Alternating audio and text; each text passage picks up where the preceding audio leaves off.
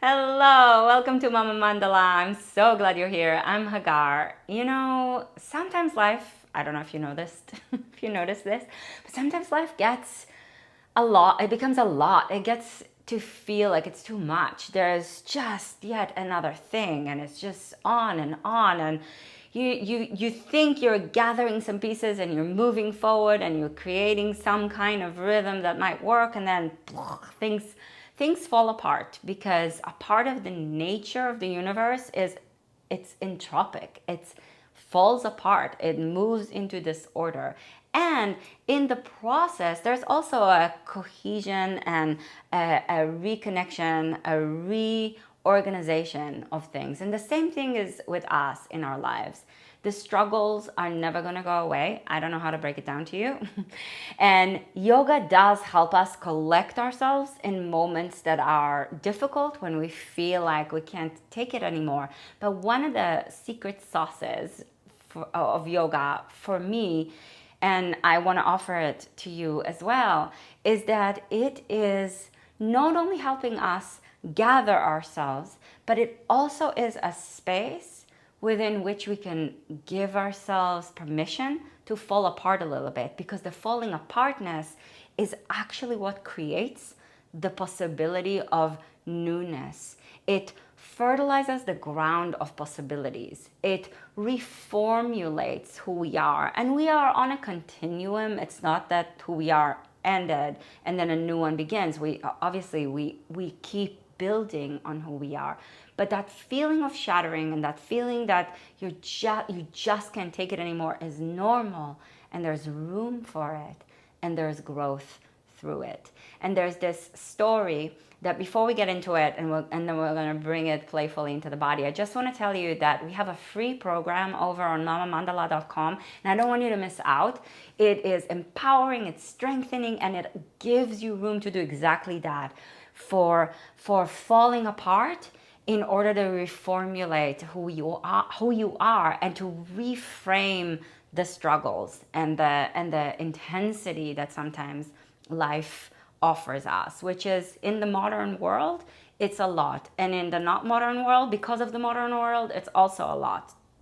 We don't have to get into what people in different places in the world right now are going through. So there's a program, and it's called the Crisis Revolution, and it's totally free, and I am offering it with all my heart because I think it's really helpful, and it weaves together mythology into practices, and there's prompts to help you work through some of the stuff that you're moving through in your life right now. So it's totally free. Why don't you go and sign up for it right now, or after this practice?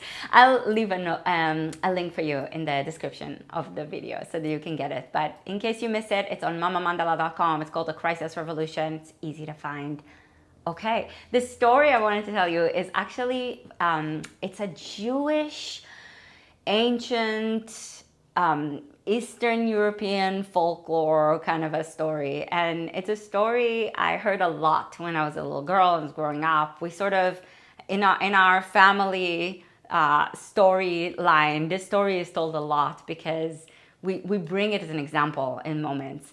And it's a story about this man who's really struggling. His life is so hard. There's so much going on. He has 12 children, and it's messy, and it's loud, and he has animals to take care of, and the house is too small, and it's too much, and it's mayhem and chaos, and he just can't take it anymore. So he goes to his rabbi. He says, "Rabbi, what am I going to do? The house is full. The kids are everywhere. I don't have room for anything. It's just too much. It's messy. I don't know what to do. I'm suffering. Help me, Rabbi." And the rabbi said, "Well, do you have a goat?" And the man said, "Well, yes, of course. Of course I have a goat. I'm the goat cheese master of this village." And and so the rabbi says, "Well, go home and take the goat." The goat lives outside, I'm assuming. And the man's like, "Of course, who's going to live with a goat inside a messy house?" And the rabbi says, "Well, actually, go home. Bring the goat inside." And the man's like, "What are you talking about? That's crazy." And the rabbi said, "Just do as I say." So he goes home, and he thinks it's a complete completely crazy idea, don't you? We all would. So he goes home and he brings the goat inside, and his wife is like, "What are you doing, bringing the goat inside? Are you crazy?" He said, "I don't know. That's what the rabbi said to do. I asked him what to do. Our life is so messy." Now the goat is going all over the house, pooping everywhere, eating everything, eating the clothes. They're kind of poor. They don't have a lot. And the goat is now eating the clothes that they can't afford for their children. I mean, it's a mess. It's a mess. And a week goes by and he's had enough. He goes back to the rabbi and he says, "Rabbi, what have you done to me? This is crazy." And the rabbi is like, "Okay, now go home and take the goat out." So he goes back home and takes the goat out, and all of a sudden, the house feels organized, and there's room for everything. And the children, they don't seem like a total mess anymore. The wife, you know what? She's kind of nice. Things feel so much better, because sometimes there's just too much. And then we add another thing, and then we finish with it, or we let it go, or we change something, and we make room for what our life has already been when it felt like it was too much. And we have a new appreciation. And I don't know about you, I love this story because it invites us into the appreciation of our lives, and also into a playful receptivity and an engagement in the struggles. And the struggles are real, and they're going to be there. Now, if you think that a week later this guy doesn't feel like it's too much again, of course he does, because that's how life is. So come to your mat, and we go through cycles, and that's the beauty of life. We go through cycles of appreciation, and then through deep frustration with what's going on for us. That's normal. That's being human. Stand with your feet as wide as your hips, and inhale and reach your arms up. As you exhale, bring your hands to your heart. Sometimes coming to our mat feels like a goat, like it's too much, like it's adding one more thing to our schedule. Inhale, reach your arms up.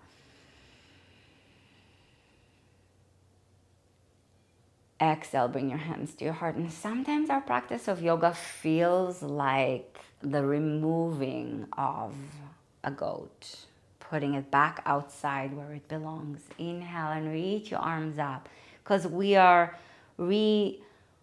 structuring ourselves as we move, as we breathe. Exhale and slowly bring your hands together in front of your heart, and then release your hands and separate your feet wide apart and turn your toes out.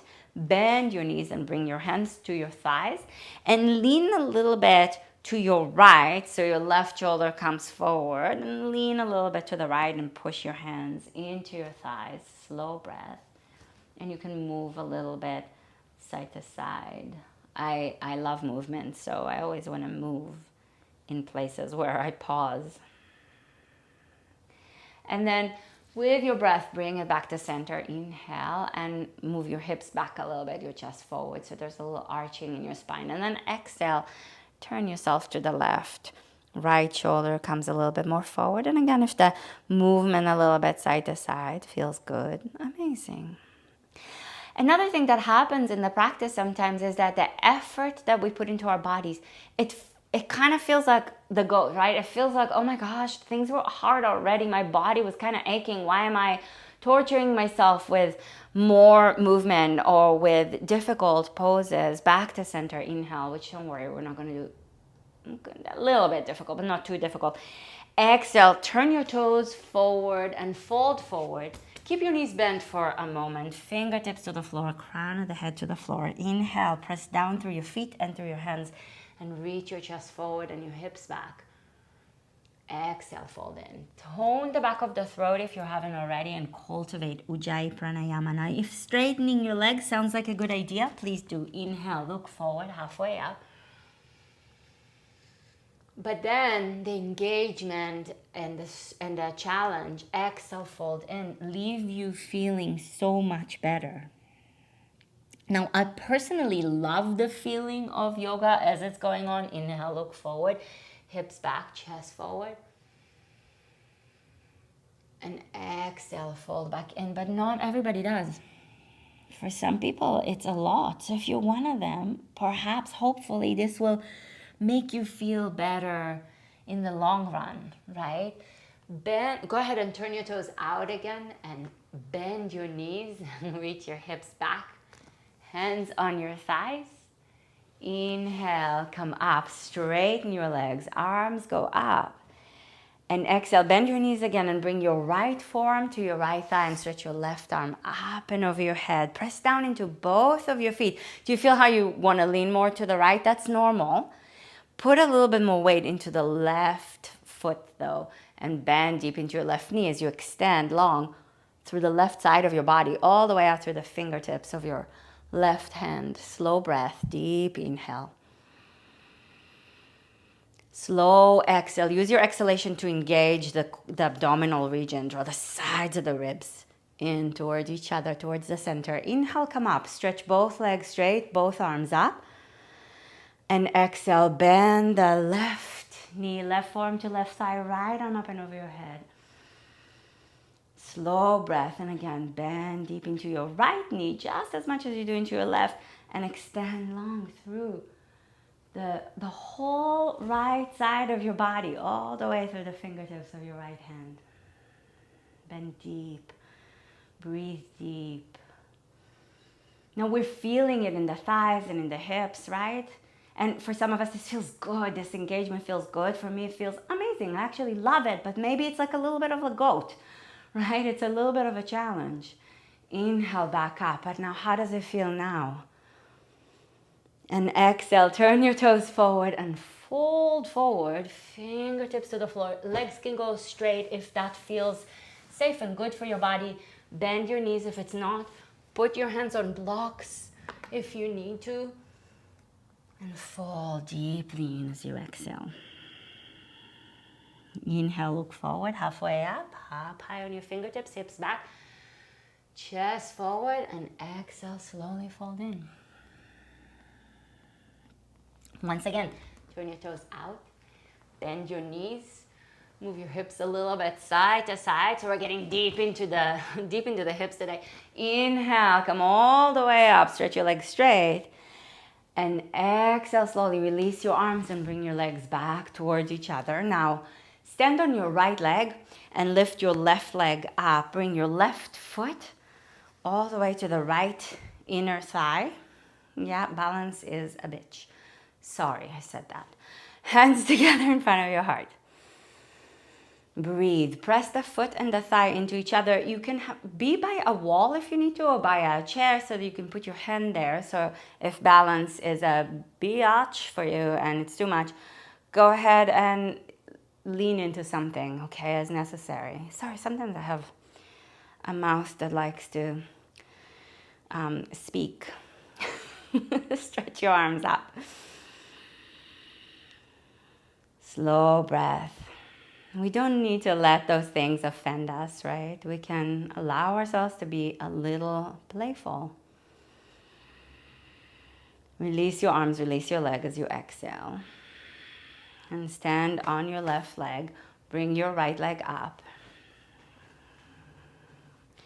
Also, even that, hands together in front of your heart, allowing ourselves to be playful with our language.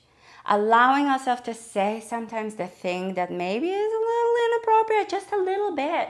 Playing with it a little bit. Not taking it over the edge, but taking it through the edge just a bit in a balancing life, right? In a balancing juggle. Can be like the goat. It can be like a relief. Because you're letting it out, all right? Reach your arms up high.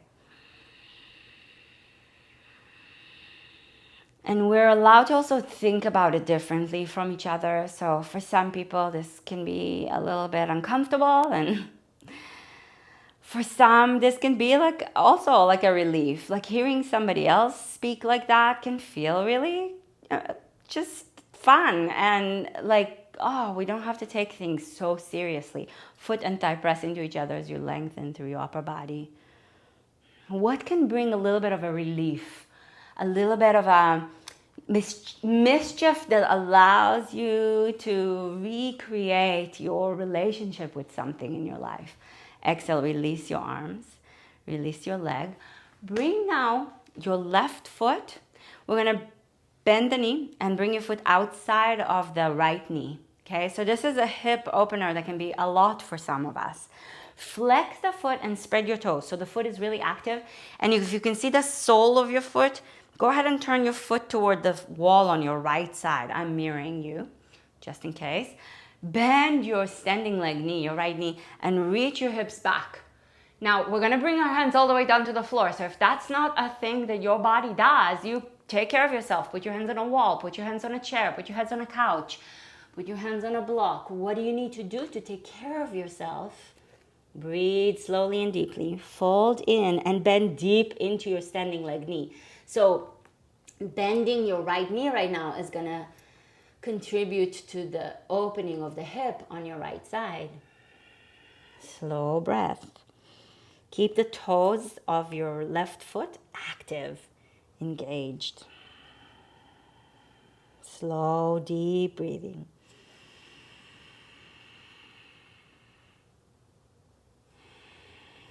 And a deep engagement and then a release can be valuable and helpful for us. Inhale, come up and only then release the leg, okay? Because that is a little bit of a funky release for the hip and the knee. So always come up out of this pose before you release the leg if you can.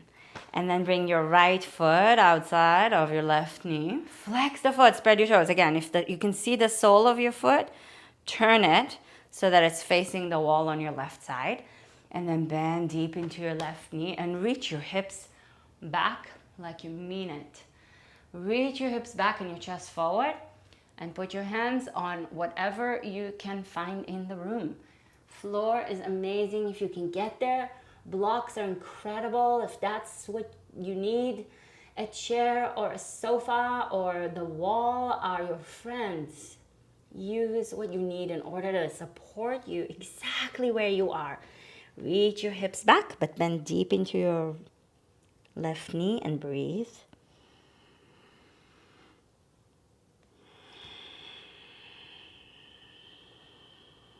Slow breath. Keep the toes active on your right side. And then we're going to come out of it. Inhale, reach your hips back, chest forward, come up to stand, and then release the leg and shake it out a little bit. Oh my goodness, go ahead and take a seat and bring the soles of your feet together and move your hips a little bit side to side. If this is a lot, sit up on a blanket so that your hips are elevated and you're not damaging yourself or taking yourself too far. Deep breath, pull on your ankles. So hold your ankles, pull on your ankles so that you can tilt your pubic bone toward the floor and lift your lower back in and up. And then keep this length as you take your chest forward. Keep your spine long as you reach your chest forward and your hands forward. And if reaching forward is a ridiculous idea for your body, then you stay seated. You take care of yourself. But if it's just annoying, if it's just a goat and it feels like too much, then you assess what's needed. Because sometimes taking ourselves a little bit deeper is exactly what we need. And sometimes taking ourselves too deep is damaging and not a good idea. So we breathe and we move slow and we assess and we reassess.